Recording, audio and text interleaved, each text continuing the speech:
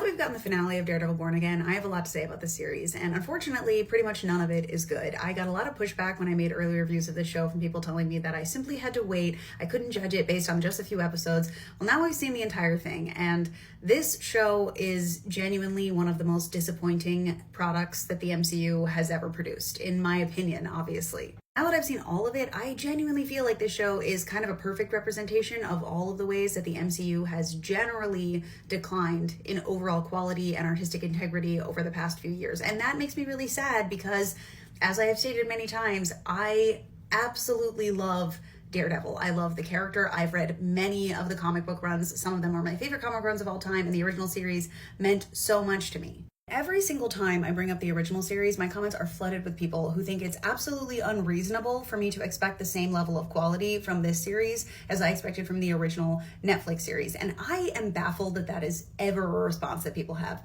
Why on earth wouldn't you expect the same level of quality just because, why? Because we're conditioned to expect lesser quality from the MCU now? That is exactly my point. And listen, it's not just that this project, Daredevil Born Again, it was very clearly cobbled together from multiple attempts and studio tested into oblivion and studio noted into oblivion. It's not just that it's completely, wildly, tonally inconsistent with itself and the original source material, but it's also that this show wants to pretend like it is engaging on the same level politically with the same message as the original series, and this show is entirely cowardly and intentionally ambiguous in its lack of actual voice and message. This show very obviously and clearly intentionally is trying to co-op on the favorable optics of having something to say without actually saying anything at all. It is very, very clear that they want Wilson Fisk to be this ambiguous, power-hungry bad guy that could be representative of anyone without actually supplying any of the real-world details that matter. Like a lot of the MCU, honestly, this show really doesn't want to engage with the minute socioeconomic and racial tensions of our real world,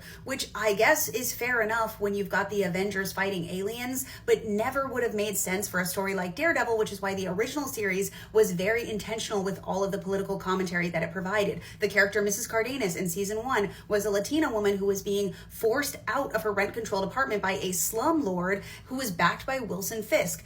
In this show, we have cops who are idolizing the Punisher, and there is no racial dynamic, there is no power structure within the cops. Any and every cop is just a TM bad guy without the necessary, again, racial and socio-political context of our real world of why that kind of commentary matters and is relevant. You compare a show like this to a show like HBO's Watchmen, which does the exact same thing but infinitely better, incorporates elements like the Tulsa Race Massacre and confronts these things head on, because that's the only way to tell a story like this if you have any, balls at all. But honestly, for all the people who are going to tell me that they don't give a shit about politics, first of all, good for you, nobody cares. And second of all, that's only part of the reason why this show sucks. All of the character relationships have this unearned intimacy because we don't see any of it. Matthew Murdock has absolutely zero meaningful relationships throughout this entire series. In the original, again, season 1, which yes, we can and should be referencing that as a reference point, he has a relationship with his priest. He has a relationship with the bartender. Obviously, Foggy and Karen, who are not meaningfully replaced in this show at all. In fact, his love interest in this show is thrown in there just to provide a little bit of conflict, I guess. And then by the end, we see he's basically pining after Karen all over again. So it's okay, did his relationship mean anything at all? I guess not. It certainly never seemed that way watching the show, but I guess now we have confirmation. Sporadic use of violence in this show is also completely confusing to me because for the most part, it feels like they really wanted to tone down the violence so that it could be more family friendly. And even when violence was included, it was very obviously not as visceral, not as effective, and not as good looking as the original series. Most of the time when we would see blood splatter, it's CGI blood splatter that's added in after the fact, which doesn't look as good. But then of course we have Wilson Fisk at the end of the season doing this big gratuitous display of violence. And I find myself wondering, what is the point? It's very obviously just for shock value because it's not being incorporated consistently and meaningfully into the plot of the series like it was in the original. So I find myself wondering who this show is even for, except to give these wonderful, talented actors who love these characters jobs, which I guess is the silver lining here, but it's really unfortunate for fans of the original series and people who like their media to mean something.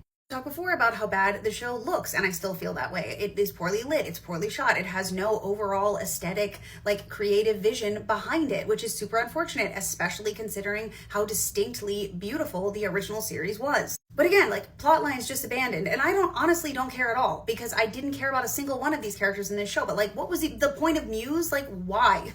What was the point of that? Character that stands for nothing, that means nothing, that ultimately ends up being a waste of our fucking time. The whole reason why I started doing this, making content, doing this as a job, is because one of the things that brings me the most joy in life is recommending a piece of media that I love to other people and having them tell me, wow, I really love that too.